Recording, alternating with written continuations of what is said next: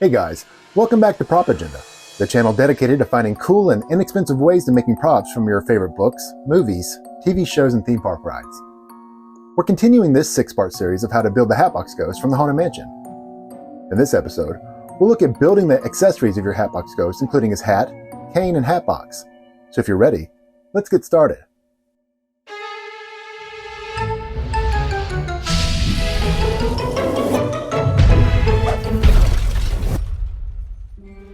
To begin, let's get started on making the top hat for our Hatbox Ghost. I decided to make the hat out of EVA foam so it would stay light and so that we could paint it. I used a pattern for a flared top hat from Lost Wax. I've included a link for the pattern in the description. I scaled the hat pattern up to about 111% in Adobe Acrobat Reader before printing it out so that it could fit the Huntley head. Once the patterns were printed, taped, and cut out, I transferred the patterns to the EVA foam and then cut those pieces out. Once the pieces were cut out, I applied contact cement to all the edges of the pattern pieces, and once dry, assembled the hat.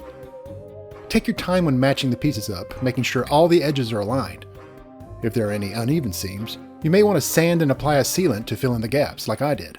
I wet my fingers to feather out the edges of the sealant. I sprayed several coats of black Plasti Dip over the hat. To make the hat ribbon, I hot glued several pieces of EVA foam together to make one long piece, and then made some folds in the foam and glued them in place.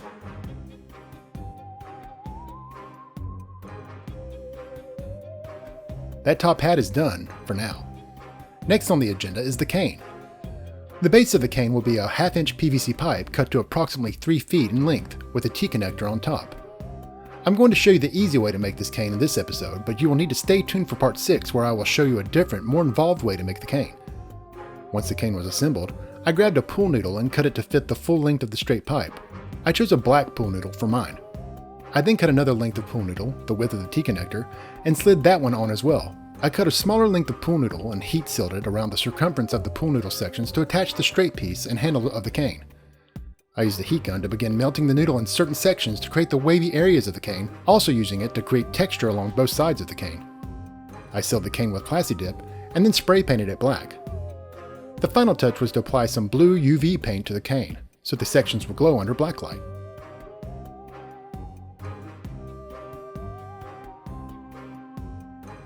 Next on the agenda is the hatbox. I measured the height and width of the Huntley head so I would know the height I would need to make the hatbox. I made a pattern of circles in different diameters for the top and bottom of the hatbox, and used those to cut the tops and bottoms out of 1/2-inch EVA foam. I also made the struts out of the same EVA foam, the height I needed to clear the top of the Huntley head, and hot glued the top and bottom to these struts. To strengthen the struts, I cut out a strip and placed small 1/8-inch dowels in the center. I used the same circle patterns and cut them out of 1/4-inch plywood. I then used contact cement to attach these wood pieces for added strength to the top and bottom of the hatbox. I realized at this point that my struts were a little wobbly, so I cut some additional supports out of the same 1/4-inch plywood and hot glued these to the interior of the support struts. I then wrapped a piece of paper I taped together around the hatbox to get a pattern for the exterior walls. I placed the pattern on a long piece of EVA foam, traced it, and then cut it out. I then applied the foam to the hatbox with some contact cement. I used some painter's tape on the top and bottom of the hatbox structure to determine where to cut the window. I cut out the window so the Huntley head would have enough clearance to fit inside the hatbox. I then needed front-facing pieces to cover the edges of the top and bottom of the hatbox, so I patterned those out, applied them to the foam, cut their patterns out, attached the Velcro, and then attached them to the front of the hatbox. To create the handle, I made some wooden pieces from scrap wood and attached them to a handle I found at my local hardware store. Feel free to find your favorite handle to make this hatbox your own. I then painted the wood and screwed it to the top of the hatbox. After a coat of clear matte polyacrylic sealer, the hatbox was complete. The last thing on our agenda was to make the hands that would rest on the cane and that would hold the hatbox. I decided to pattern the hands after my own fat gorilla hands, so I drew around them on a piece of paper to get an idea of the placement of the palms and fingers. Hattie's hands are quite bony, so I knew I had a lot of room to work with. To begin, I used my hand pattern to cut out the palms from EVA foam. We need to make a space in the hands for the wrist to be able to connect it to the skeleton. To do this, I cut some sections out of the palm to fit a 1/2-inch PVC pipe. I then hot glued the sections of PVC into the palms. For the wrists, I placed a 1/2-inch to an inch reducer into a 1-inch coupler. I also used the pattern to cut out the wire that I was going to bend to create the fingers. I cut out troughs from the foam palms so I could place the wire. I then used backing rod to create the fingers. I cut them in half and glued them around the wire. I then used hot glue to create the knuckles for the fingers. Like I said before, Hattie has some bony hands.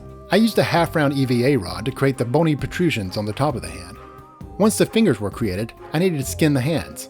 I used Mod Podge and blue workshop towels to create the skin and wrinkle texture. I usually use shop towels instead of regular paper towels because regular paper towels usually have a pattern on them, and I didn't want that pattern to show through. I applied a base coat of black acrylic paint and followed up with a teal acrylic paint and dry brushed the high areas of the hand. I then followed up with another layer of UV paint so that the wrinkles and high points would show up under a black light. I then connected the finished hands into the wrists and attached them to the skeleton. Well, that's it for now. I hope I've given you some good ideas on how to build your Hatbox Ghost accessories. Stay tuned for the next episode, where we'll look at making Hattie's remaining costume, including his coat, cape, and shoes. If you haven't already, be sure to like and subscribe and hit that bell so you can stay notified of upcoming videos. And make sure finding time to be creative is on your agenda.